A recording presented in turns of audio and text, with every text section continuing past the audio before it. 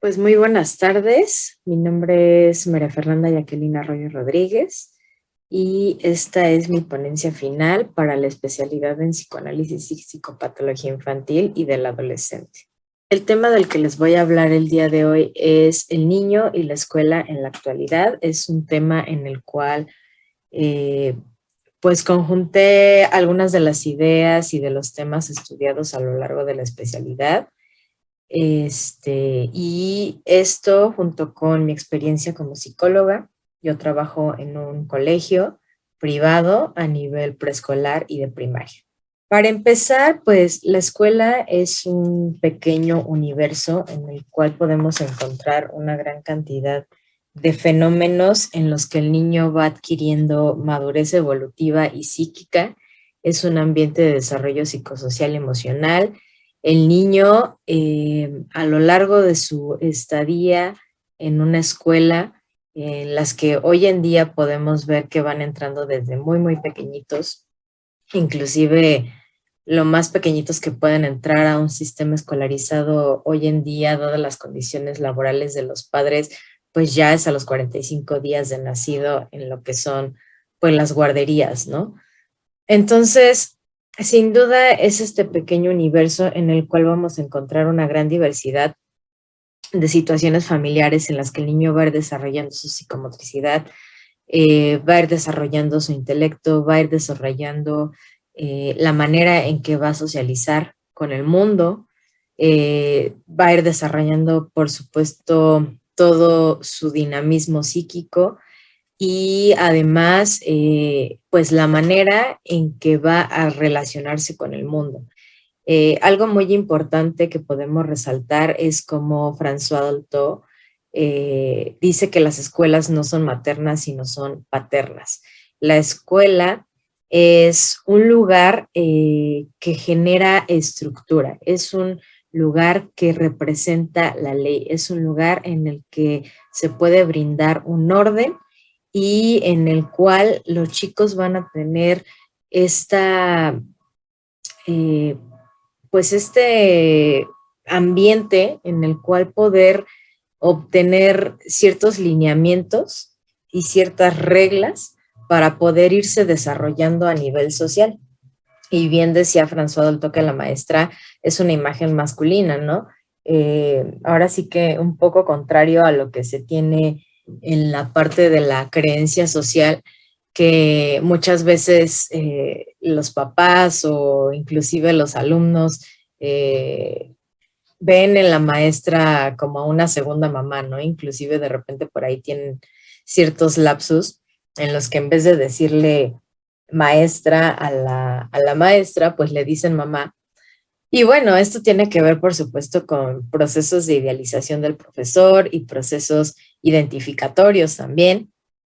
Sin embargo, realmente las maestras, los profesores, están ahí para prohibir estas situaciones imaginarias, para establecer reglas basadas en lo que podría llegar a ser un niño y lo cual no deberían de hacer. No está ahí para realmente dar voz a aquellos deseos que pudiera llegar a tener el niño, ¿no? Entonces, el papel de los maestros es escuchar, es contener, es validar, y pues se van encontrando aquí ciertos fenómenos que son muy importantes en cuanto a la formación académica, en cuanto a toda esta parte formativa que puede brindar una escuela, porque es un lugar en el que el niño va a encontrar un espacio en el cual pueden ir dando lugar y pueden ir dando sentido a toda la problemática familiar que ellos puedan ir trayendo, ¿no? En específico, como les comento, desde mi experiencia en preescolar y primaria, pues los preescolares van entrando en la actualidad de México hoy en día a un sistema escolarizado preescolar desde los 2 años, 8 meses, aproximadamente por ahí en agosto, que es cuando empiezan los ciclos escolares. Y lo que sucede es que, bueno, a 3 años cumplidos a diciembre, y lo que sucede es que ya te vas encontrando con diversas situaciones que van arrastrando desde su dinámica familiar, ¿no? Desde lo que es el mundo que conocen, la familia que conocen, esta dinámica que ellos arrastran hasta la escuela, pues van y la representan, la reflejan en la dinámica que van desenvolviendo en un ambiente escolarizado, ¿no? Entonces, algo muy importante a nivel escolar son las herramientas que puede adquirir el niño, sobre todo a través de la palabra, ¿no? Toda la utilización de cuentos, toda la utilización de fábulas que puede ayudar al niño a darle sentido a todo este, pues, drama familiar que él pudiera llegar a traer. A través del lenguaje, ¿no? Darle la oportunidad de que él sepa utilizar la palabra para poder expresar lo que siente.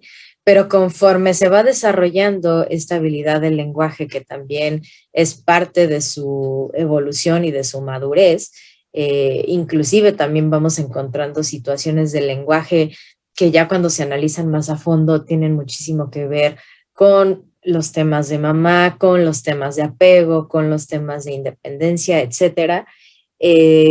Mientras se va dando esta situación de poder desarrollar el lenguaje, pues la contención de los maestros va a ser muy importante, ¿no? La manera en que ellos puedan realmente brindar un apoyo a esta estructuración, a esta ley que puedan brindar dentro de este pequeño universo que pues son las escuelas, ¿no? Lo cual también muchas veces representa pues una problemática. La realidad es que la gran mayoría de los docentes de nuestro país no tienen una preparación en la parte emocional para poder atender estas necesidades de los pequeños y entonces al enfrentarse con situaciones familiares, con situaciones eh, hasta cierto punto pues dramáticas que pueden presentar los pequeños, el profesor muchas veces no sabe cómo actuar, ¿no? Entonces puede ser que llegue a caer en ciertas imprudencias, de poner una barrera completamente cuando muchas veces los chicos pues son el único apoyo que encuentran, ¿no?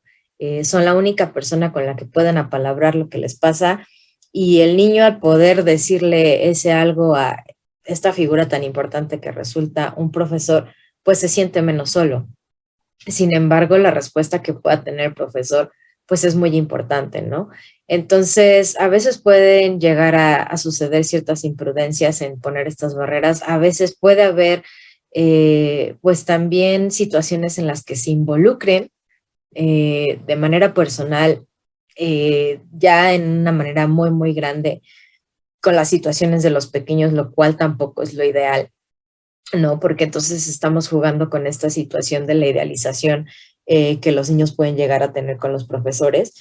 Y entonces se puede observar que pues es una problemática, ¿no? Porque los maestros se encuentran limitados por su propia historia y por sus propias herramientas psíquicas, lo cual no les permite muchas veces manifestar la tolerancia que requieren los chicos en esos momentos en los que pues dejan a la vista sus problemáticas familiares, ¿no? En la parte de la edad de los 3 a los 6 años encontramos que es completamente la etapa fálica, ¿no? Esta etapa en la que se está pues generando, ¿no? Todos los procesos edípicos y sobre todo algo que podemos observar es el Edipo desplazado a miedos generales, ¿no? Toda esta angustia de castración se observan generalmente y usualmente en pesadillas. Es una etapa completamente común en la que los pequeños normalmente llegan angustiados porque tuve este mal sueño, tuve esta pesadilla y llegamos a observar, por supuesto, situaciones en las cuales los papás llegan a solicitar ayuda porque estas pesadillas se empiezan a volver muchísimo más angustiantes, ¿no? Dejan de ser a lo mejor un fenómeno común para volverse un fenómeno ya demasiado angustiante para el pequeño, ¿no? Y decía por ahí Melanie Klein que pues detrás de las figuras que sueñan los pequeños, con las que fantasean, las que pueden ellos apalabrar y contar en sus pesadillas, pues están representadas las figuras de los padres, ¿no?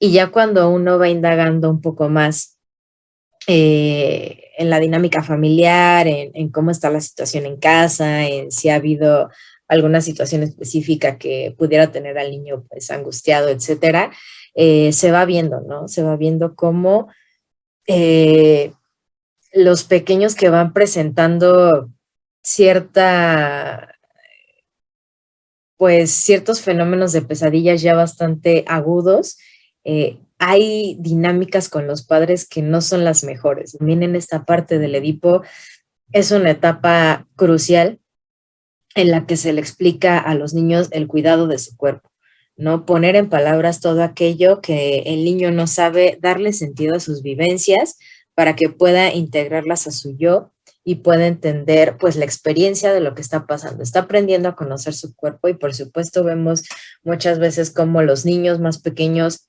se tocan, ¿no? Ya en casos un poquito más extremos, los fenómenos de masturbación, por supuesto, y es aquí donde intervenimos también, pues para ayudar a los padres y orientarlos de cómo ir bajando pues estas ansiedades, ¿no? Pero también algo que es muy importante en esta etapa es ayudar a los niños a ir llamando a las cosas por su nombre. Entonces se les enseña toda esta parte de la anatomía de su cuerpo y de decirle al pene pene y a la vagina vagina. También otra de las cosas más importantes en esta etapa del preescolar es el dibujo y el juego, ¿no? El dibujo como expresión del niño y como expresión de todo su mundo, ¿no? Y esta parte del juego, el dibujo, todo se va a conjuntar con los fenómenos transicionales que conocemos de Donald Winnicott, ¿no? Winnicott nos habla en toda esta conjunción con la creatividad, la capacidad de estar solo, el espacio transicional, este puente, ¿no? Este espacio en el cual el niño pues crea, ¿no? Este puente en el cual va a ser entre su mundo interno y su mundo externo. Y esta parte de la capacidad de estar solo la vemos reflejada de verdad en la capacidad de juego del niño. En esta etapa todavía es un juego pues un poco egocéntrico, ¿no? Pero sin embargo, aquí vemos, por supuesto, siempre se va a ver la influencia de los padres, ¿no?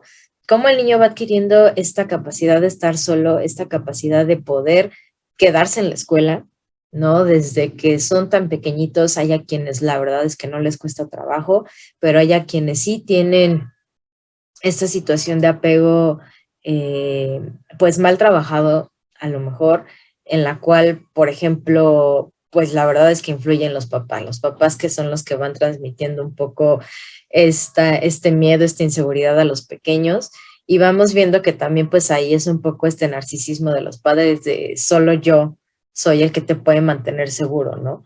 Entonces, en la medida en la que podemos observar durante esta etapa en la que realmente el niño logre consolidar este espacio transicional, en la que logre estar solo, pues realmente vamos viendo que se van conjuntando las bases para la independencia que va a ir desarrollando a lo largo de la etapa de la latencia, ¿no? Que es básicamente pues toda la etapa de la primaria. En parte también en los fenómenos transicionales encontramos el objeto transicional, esta parte que comentamos también, ¿no? Para que los pequeñitos puedan controlar esta ansiedad que le produce la separación de su mami, esta primera posesión no yo, eh, en la cual encontramos pues variedad, ¿no? Desde el osito de peluche, desde la mantita, desde a lo mejor hay pequeños que no necesariamente llevan un objeto, sino todavía se chupan un poquito el dedo, cantan alguna canción todo el tiempo, pero la verdad es que algo muy importante es que conforme van conviviendo con los demás compañeritos y van justamente logrando producir este espacio transicional de estar solos, lo van dejando, ¿no?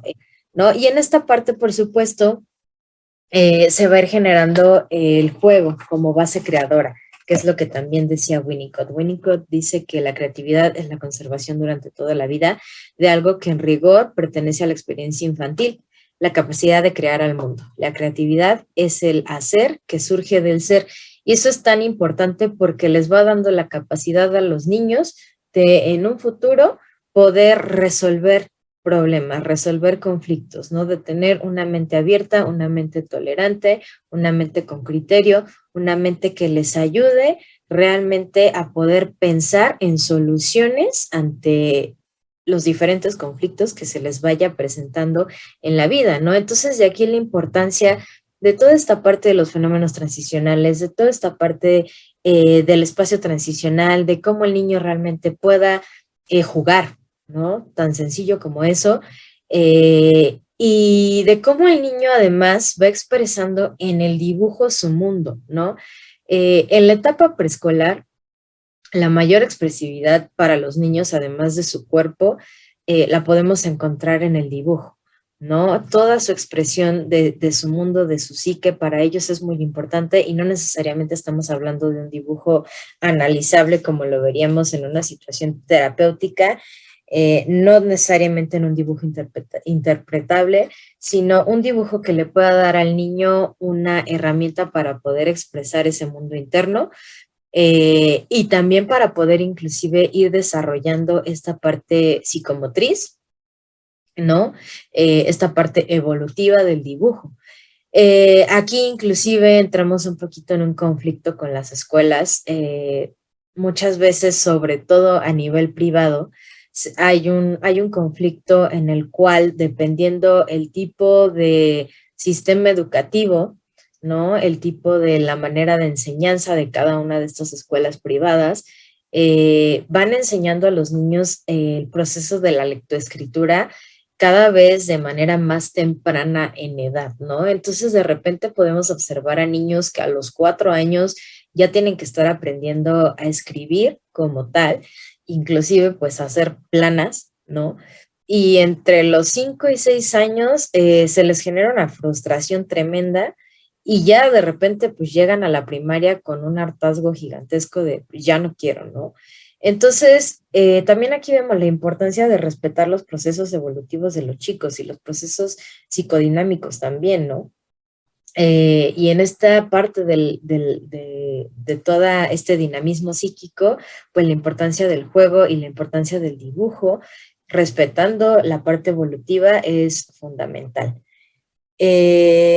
También, bueno, ¿no? El juego como la base para poder ir avanzando hacia un juego social ya en lo que es la etapa de la latencia va a ser sumamente importante. Hablando de la latencia, es muy importante cómo se observa a nivel primaria los procesos identificatorios y las tendencias sublimatorias, ¿no? Que se van ahora sí que reflejando en toda una desarrollo intelectual, en todo un desarrollo de socialización, de competitividad, de desarrollo de habilidades, ya sea físicas, habilidades intelectuales, de fortalezas, de aspiraciones morales, inclusive, en la que los chicos van adquiriendo pues todo una amplitud moral, ¿no? En la cual van aprendiendo el dominio de nuevas actividades, la adquisición de nuevos aprendizajes. Es lo contrario a lo que de repente se cree, ¿no? Que esta latencia es como un periodo de pausa, lo cual realmente no es así, es como un florecimiento de muchas habilidades que van a potenciar su futuro desarrollo, ¿no? Y lo que esté bien sentado con buenas bases en esta etapa, pues realmente va a dar buenos frutos en la adolescencia, independientemente, por supuesto, de las problemáticas que sabemos por las que pasan los adolescentes, como nos decía Nacio, ¿no? Y justamente Nacio dice, la represión, la sublimación y la expansión yoica representan la contribución típica del periodo de la latencia. Esto determina que la homeostasis psicológica se mantenga mediante controles internos, parcialmente independientes del apoyo externo, ¿no? Entonces, justamente esta expansión yoica, qué tan importante es, cómo se va a desarrollar al nivel de la latencia en un juego social compartido, ¿no? ¿Qué tantas bases de juego a nivel preescolar pudieron haberse generado, ¿no? Esta capacidad del niño de poder crear este espacio transicional donde realmente supiera estar solo a pesar de estar acompañado, aunque su mamá está en el otro cuarto, esa capacidad de que él puede estar solito por él mismo. Y vamos viendo aquí cómo los padres, que es también algo de lo que vamos a hablar un poquito más adelante, eh, empiezan con esta situación de las actividades, ¿no? Pareciera ser que los niños entran a la primaria y bombardeo de actividades, ¿no? Y de repente entonces bloquean esta capacidad de estar solo y esta capacidad creadora de qué hacer con un tiempo en el que no hago nada, ¿no? Entonces, en un desarrollo de todo este despliegue de habilidades va a ser importantísimo para la potencialización de la independencia y de la autonomía. Algo sumamente importante que podemos observar en las escuelas es el conflicto entre lo que es la escuela como tal, llamada institución, eh, contra los padres de familia, ¿no? ¿Y por qué lo pongo de esta manera, como si fuera pues una pelea? Porque realmente pareciera que lo es, ¿no? Se da una situación en la cual eh, se ha generado como un conflicto de intereses, ¿no? Como esta parte de yo soy tu cliente y te puedo exigir lo que yo quiera, y muchas veces la escuela se pone en una postura de al cliente lo que se le pida, y esto realmente también háblese en escuelas privadas también. Al final del día no dejan de ser un negocio, ¿no? Entonces muchas veces se manejan como lo que es una empresa, ¿no? Una empresa que brinda un servicio, ¿no? A nivel educativo, sí, pero entonces se tienen que poner prioridades, ¿no? ¿Qué se va a priorizar? ¿La parte empresarial, ¿no? De la institución o la parte educativa del servicio que estamos brindando? Entonces, de repente, el entrar en este conflicto genera pues bastantes situaciones, ¿no? Bastantes situaciones en las cuales encontramos mucha exigencia y resistencia y poca tolerancia a la frustración, inclusive de ambas partes. En esta mucha exigencia y mucha resistencia de los padres, ¿no? Muchas veces vemos cómo solicitan este servicio y este apoyo de las áreas de psicología, de las áreas de psicopedagogía, y cuando se les empieza a dar un panorama que generalmente a lo que se les ayuda es pues en una escucha, ¿no? En una, ayudarles a ver cómo potencializar las habilidades de autonomía, cómo potencializar las habilidades de desarrollo de los pequeños, cómo orientarlos a hablarles con la verdad y a decirles las cosas como son a los niños, ayudarlos a la parte de prohibiciones y de obediencia, de cómo orientarlos a la parte de disciplina, enseñar al niño a utilizar la palabra, a expresar emociones, a identificarlas, a generar ambientes propicios para el juego, a la parte de calmar berrinches, toda esta situación, inclusive a la parte de estimular creatividad, hablar conflictos familiares, que los involucran, porque muchas veces los niños encontramos situaciones en las que falleció un familiar, en las que hay una separación, y los niños empiezan a manifestar una gran ansiedad, una gran angustia, y resulta que hay una situación delicada en casa que los papás argumentan de, pero él no se da cuenta, ¿no? Pero él no está enterado. No, sí se dan cuenta, sí lo saben, sí lo escuchan. Lo que pasa es que no se los han dicho, ¿no? Y eso es lo que les está generando todo este conflicto, que se está viendo reflejado pues en sus actitudes, en sus emociones, en la manera en que se comportan, en la manera en que ya no pueden poner atención en la escuela, etcétera, ¿no? Entonces, muchas veces cuando se acercan a pedir este tipo de orientaciones, hay una gran exigencia de casi de arréglenme al niño, ¿no? Resistencia a escuchar alguna orientación, a pesar de que ellos son los que lo piden, y la poca tolerancia a la frustración cuando se les dan estas sugerencias que inclusive son ellos mismos los que se piden, ¿no? Los que las piden. Retomando un poco inclusive a Winnicott, también encontramos muchas madres malas y muchas madres buenas.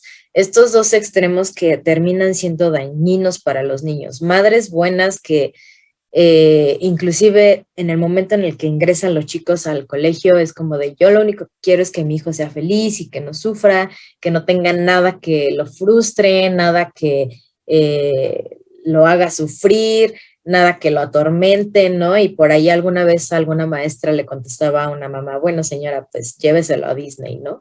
Entonces, esta parte que realmente pues les va a generar eh, cero fortalezas a nivel psíquico, ¿no? Y por supuesto las madres malas, negligentes, que vemos que tienen en completo abandono a los pequeños, y no se diga, por supuesto, también esta parte de los padres que no se involucran, ¿no? Que no generan este establecimiento de una ley, ¿no? Internalizada para los chicos. Y pues lamentablemente hay pocas madres suficientemente buenas, ¿no? Pocas madres que intentan realmente hacer este equilibrio con estas habilidades maternales que puedan ayudarlos a saber que cierto nivel de frustración es importante y es esperado y es productivo para su mente y para su desarrollo y madurez psíquica, ¿no? Y bueno, el modelo educativo implementado por la escuela influirá mucho en las habilidades que vayan adquiriendo los chicos. Como ya les mencionaba, el ejemplo de muchos de las escuelas privadas, a nivel privado la manera en que van implementando inclusive la adquisición de la lectoescritura o en que le aumentan un año la escolaridad del preescolar, cómo va afectando todo esto, cómo va afectando el conflicto de intereses a nivel económico en la escuela, el conflicto con los padres de familia y el conflicto en la parte de las expectativas de ambas partes, ¿no? ¿Qué es lo que quiero yo para mi hijo y qué necesito? Entonces, pues algo que es muy importante para mí es que con esta frase me quedo, ¿no? Que la escuché en uno de los audios que tuvimos en nuestra clase, que es, la infancia nunca será futuro, sino es presente, ¿no? Algo que me parece fundamental es que las escuelas sigan siendo este lugar de contención, este lugar de estructura, este lugar de ley para los chicos, y hay que ayudar, por supuesto, hay que orientar a que los padres puedan tener un poco más esta apertura de escuchar a los profesionistas. Creo que también estamos en un país en el cual hay en general en nuestra sociedad, una baja tolerancia a la frustración, y eso genera muchísimas cosas, ¿no? El narcisismo de los padres, las fantasías que se generan desde el nacimiento, como decía Nacio, en la lectura de los adolescentes, y que va a influir pues a lo largo de la vida, ¿no? El apego, la sobreprotección que los paraliza, y cómo va influyendo en que los chicos puedan ser ellos mismos y puedan dejar crecer, brotar esta creatividad, esta tolerancia y esta apertura, si los padres realmente pueden tener esta tolerancia y si a su vez la escuela también lo permite con la estructura que puedan brindar, con el modelo educativo que puedan brindar, pero sobre todo en pro y tomando en cuenta que la prioridad siempre serán los niños más allá de cualquier otro interés que pueda existir. Entonces, pues bueno, esta sería toda mi presentación. Ha sido un gusto para mí y muchísimas gracias.